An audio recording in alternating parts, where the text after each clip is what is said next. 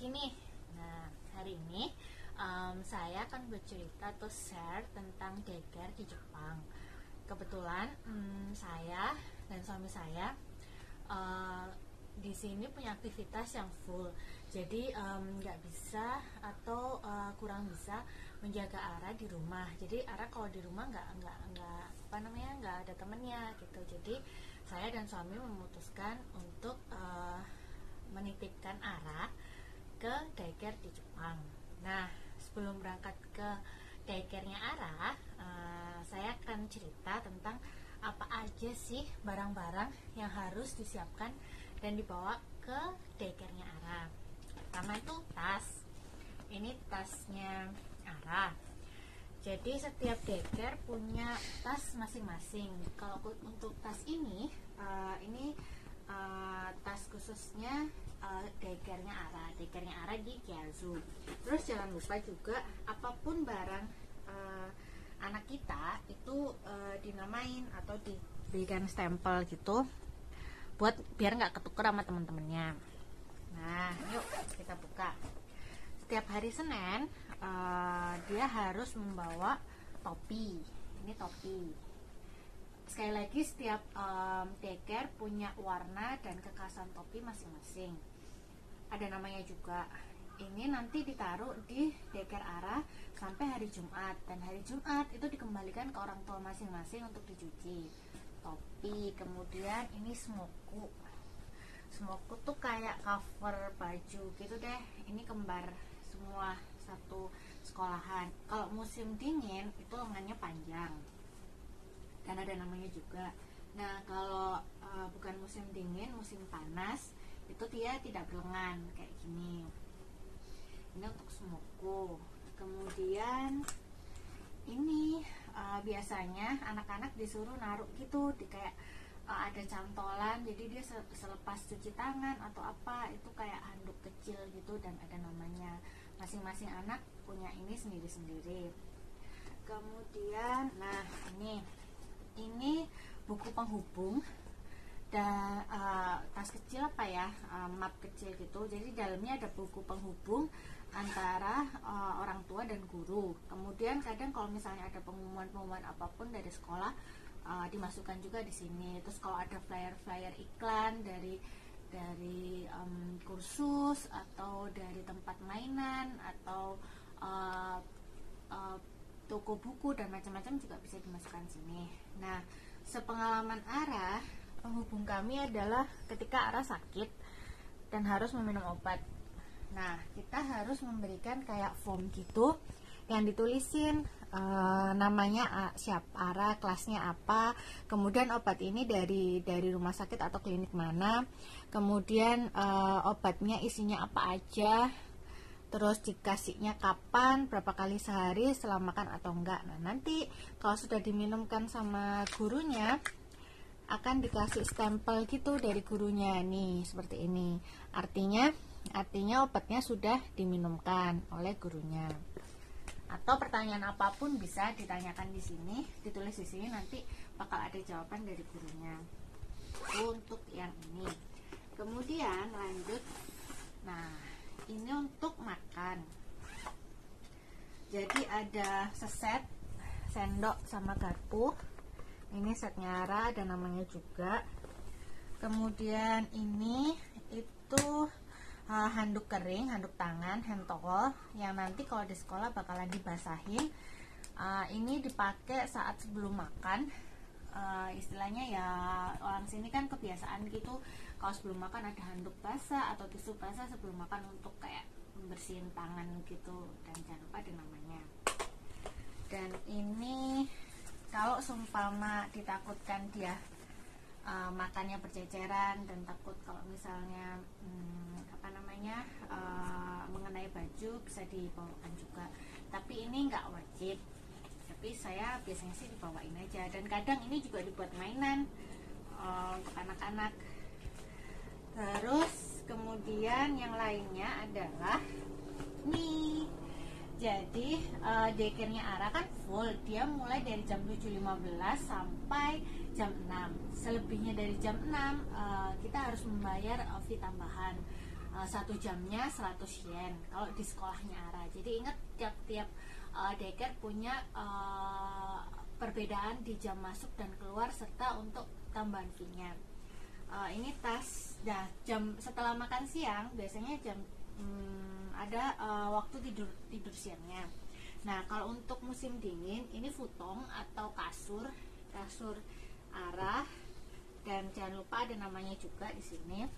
Kemudian ini tuh covernya futong, kemudian ini blanket atau selimut.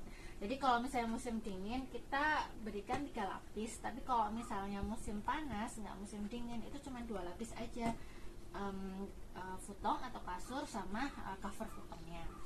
Terus dimasukin di tas, dikumpulkan di daycare-nya. Nanti hari Jumat baru kita ambil lagi buat dijual. Nah, itu tadi perlengkapan yang harus dibawa ARA di setiap hari Seninnya. Nah, nanti kalau Selasa, Rabu, Kamis sama Jumat ya cukup tas ini aja, tas. Terus habis itu smoku sama ini sama hand towel dan perlengkapan makannya aja.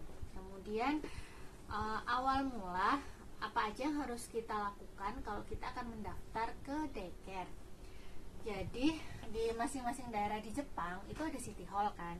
Nah, kalau ingin mendaftar ke daycare cukup langsung datang aja ke city hall.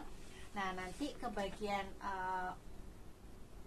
daycare anak-anak di informasi kita tanya kalau mau mendaftar daycare, nanti di informasi itu bakalan diberitahukan loket mana atau meja mana tempat pengurusan daycare. Nah, nanti kita akan diberi nih panduan dan apa aja yang harus disiapkan oleh orang tua untuk mendaftar daycare.